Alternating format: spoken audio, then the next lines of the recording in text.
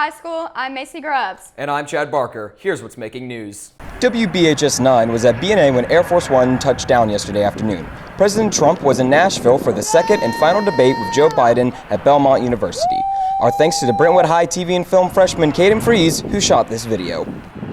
Touchdown. For the first time in her 22 trips to the state finals, volleyball coach Barbara Campbell missed a tournament due to health issues. Here's Nathan Zonarich with more.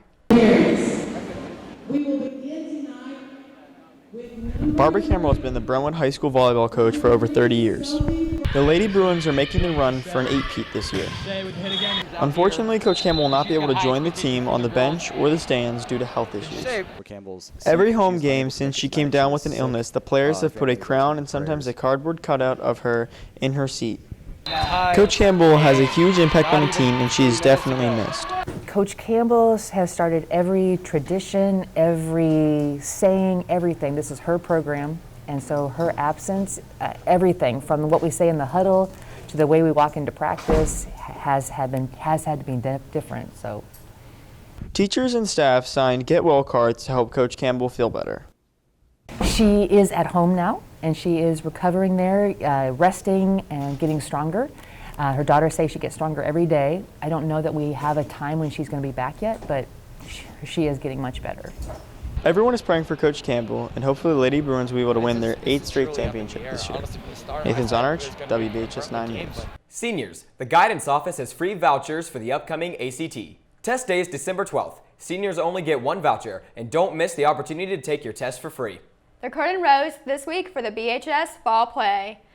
Lead Rings on the Merry-Go-Round will be performed tonight and tomorrow at 7 p.m. in the BPAC.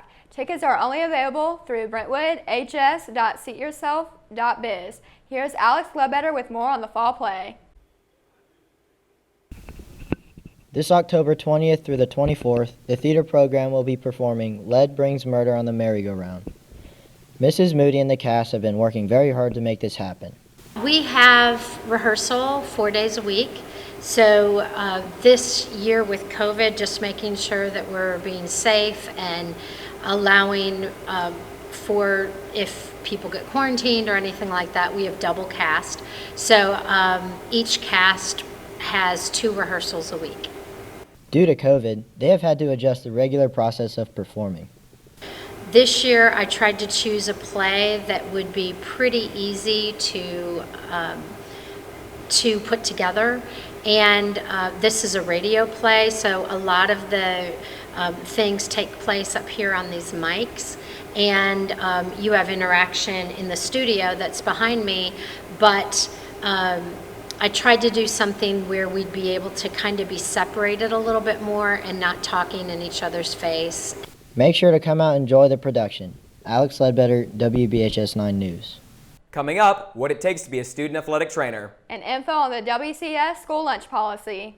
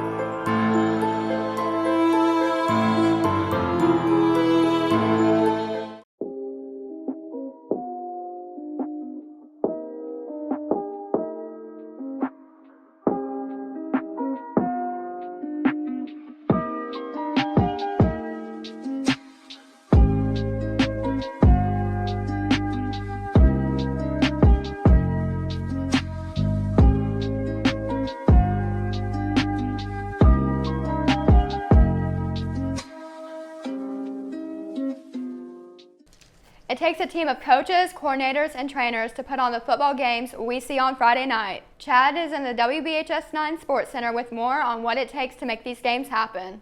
The Brentwood High football team has had a very successful 2020 season with an overall record of 5-2. But what happens behind the scenes at these games? I spoke with the BHS student athletic trainer on what her day is like as we go behind the bench.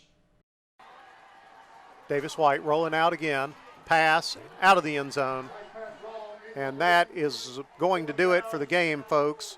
Unfortunately, a loss on homecoming, 37-0. A few weeks ago, the Brentwood High School football team took on one of the best teams in the state, Oakland High School.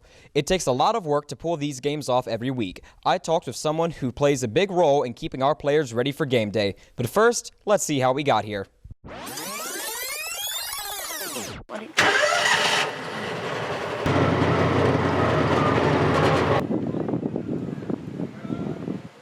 Brentwood High School senior Laurel Lorman is in her second year of being the student athletic trainer for the Brentwood High football team.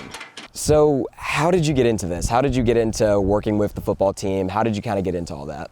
I saw posters on the wall at the high school that they needed a new one because the girls were seniors and I was junior, so I was like, okay, let's give this a try. So I went to go talk to Coach Kane.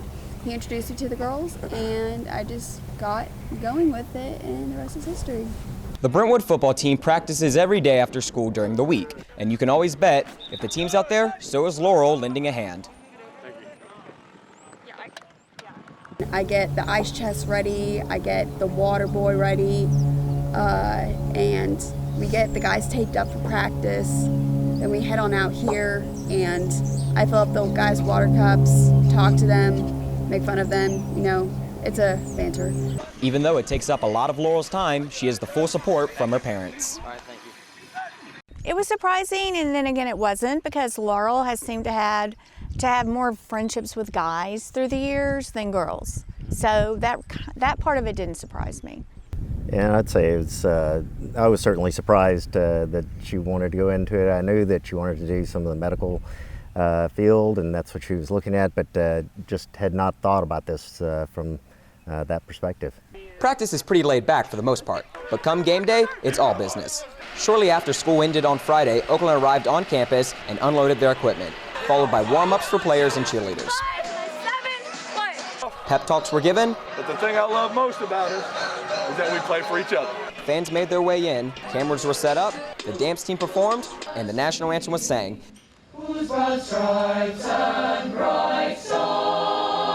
And after Brentwood won the toss, it was game time. And then when game time starts, all the guys come out and we make sure that they're all taped. Well, beforehand, we make sure they're all taped and good to go. And when we're out here, we make sure that they have water when they're practicing warm-up. And then they go back, come back out. We just give out water, and I make sure that their shoulder pads aren't showing because they could get a penalty for that, for uniform. And basically, I just talk to the guys whenever they're not playing and hand out waters and just check on them, make sure they're okay. After kickoff, Laurel gets to work handing out waters and checking in on players. When halftime rolls around, she heads to the locker room while the homecoming queen is crowned and the band performs.